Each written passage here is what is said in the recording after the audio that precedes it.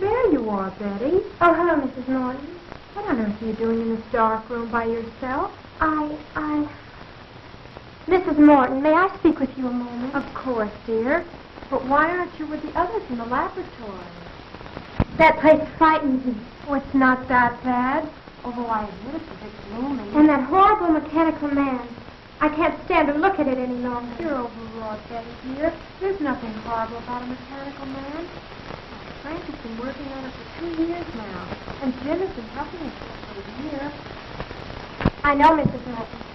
And I don't approve of James going any further with this story. But why, dear? Oh, I know it's silly of me to feel this way. But not everything looks so weird. Haven't you ever thought that something is going to happen to you? Something you know is going to be terrible? And yet you can't explain what that something is. Now, my family still around? I don't know. But somehow I have a feeling I'll never manage it. Why, Betty, I've never heard you talk this way all the time I've known you. Is the birthday set for tomorrow? Yes, but... Oh, Mrs. Morton, you don't suppose anything has happened to James, do you?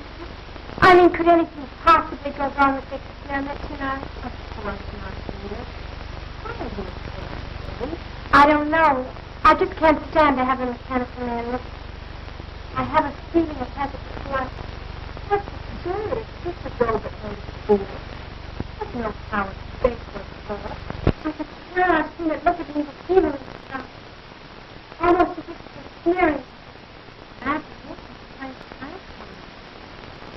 Well, I'll go back to the room. Yes, thank you. What's the matter, child? You're trembling. Oh, I'm sorry. I'll be all right. Honestly, I will. You go on back, and I'll be down short.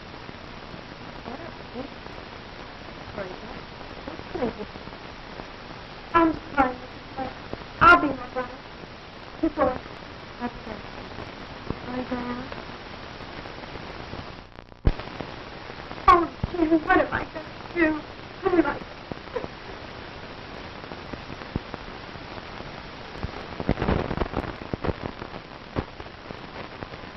There we are. Now that should be just about it. Gee, Pop, will you work now? I hope so, son. Oh, Uncle Frank, are you going to make him walk? Yes, in a few moments, Janet. Oh, I'm so excited. Good. Will he be able to talk too, Uncle Frank? Of course not. Silly Uncle Frank told you that 20 times yesterday. No, Mary's right, Janet. You see, this is just a mechanical man. He won't be able to talk. That's about the only thing he won't be able to do, though, Janet. You're right, John. The doctor's mechanical man will be able to do about everything a human being can do, except talk. How do you feel now that your work is now completed, Frank? Wonderful, Jane. And I want to thank all of you for standing by me. You've all been a great help. And without you, I don't know what I'd have done. Well, it isn't every day that one has a distinguished brother who invents a mechanical man. And I certainly appreciate the opportunity you've given me, Dr. Morton, by allowing me to assist you in the experiment. That goes for me, too, Dr. Morton. Well, I've learned more in the past month than any of my college class have taught me. You're all very kind, but our work isn't finished yet. We still have a few more things to do, and then we'll all know whether our time has been wasted or not. I'm afraid Betty doesn't share our enthusiasm for the mechanical man, Doctor. Yeah, and she was crying when she left. How do you know? I saw her and she had her handkerchief up to her eyes. Crying? No, what on earth for? The girls are right, Dr. Morton. My sister seems to feel there's something wrong in what we're doing. But that's foolish. There's nothing to be afraid of. I know, Dr. Morton, but Betty is a very sensitive girl. She feels that we're exceeding our limits. I'm sure she'll feel differently when she sees the results. Perhaps I'd better go to her. No, James. I know my sister pretty well. It'd be better to leave her alone for the time being. When are you going to time out, Pop? Patience, son. Patience. Now, so hand me that iron, John. This one? Right.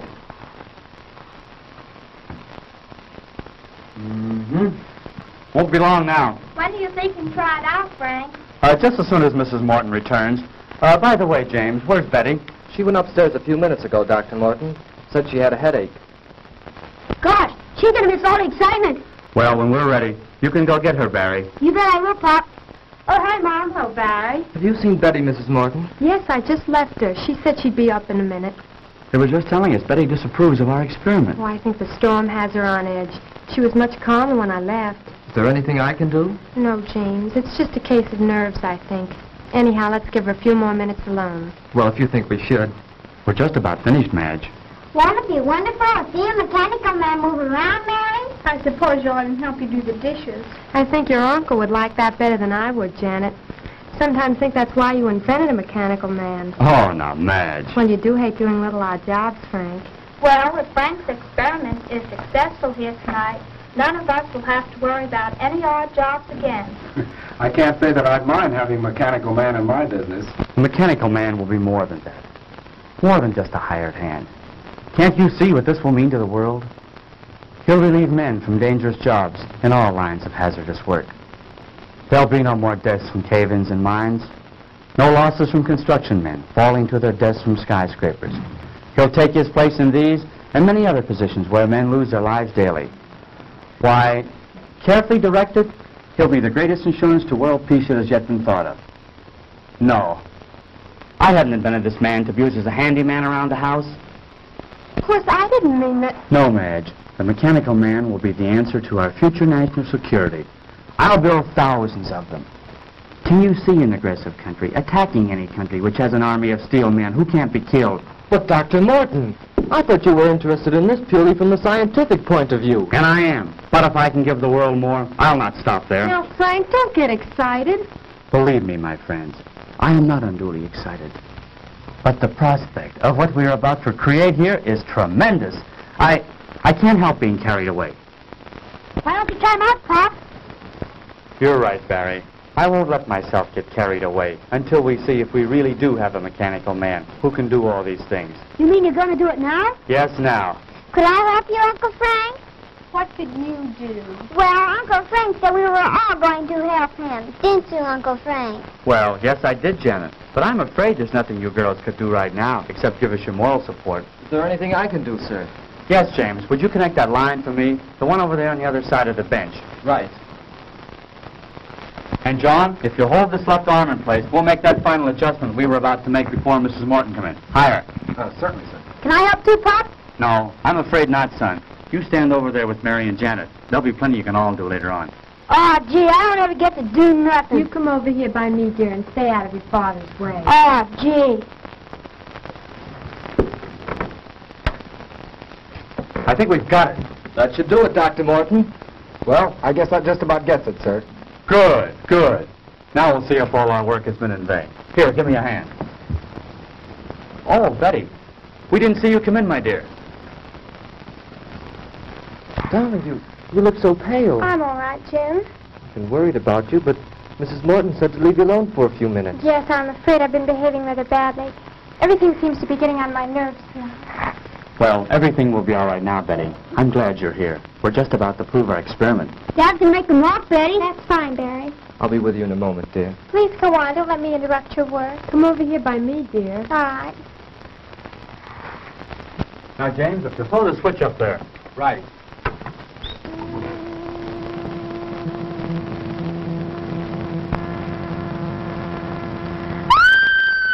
Quick, James, the switch. What is it, Betty? Tell us. It moved. Yes, I know. I was just about to set the man up and start him walking. But did you see that expression in his face? No, I don't know what you're talking about. There's no expression in his face, Betty. He's just a mechanical man. But he looked at me. I swear he was staring at me. There, now, dear. You're all upset again. Come with me. Oh, I'm sorry, but I... Better take her upstairs, Madge. Give her a sedative. I will, Frank. Come with me, dear. All right. Shall I come along? No, James. I think it's better if we go alone. Dr. Morton, do you think that... No, she'll be all right, James. Now, let's get back to where we were.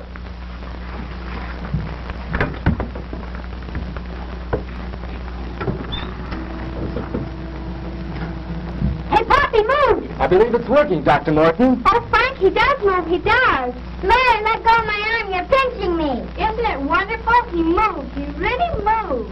Now we'll see how he reacts to my directions. Oh, Frank, he almost seems human. Yes, this exceeds my wildest hopes. He's strong, too. Just feel the resistance in his arm.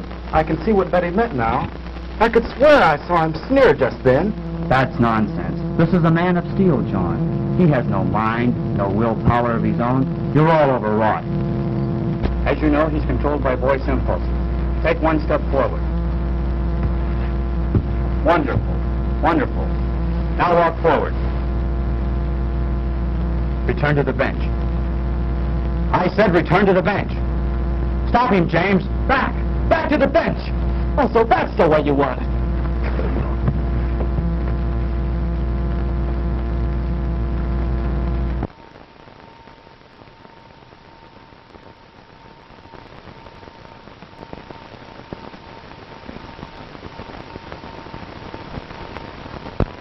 How is he? Just seems to have had the wind knocked out of him. What was that? It sounded like Betty. You take care of James. I'll go see.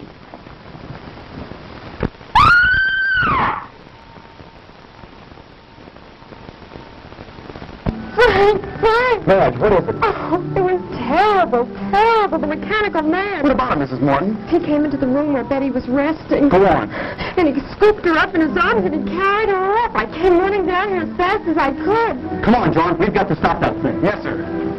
Oh, what have we done?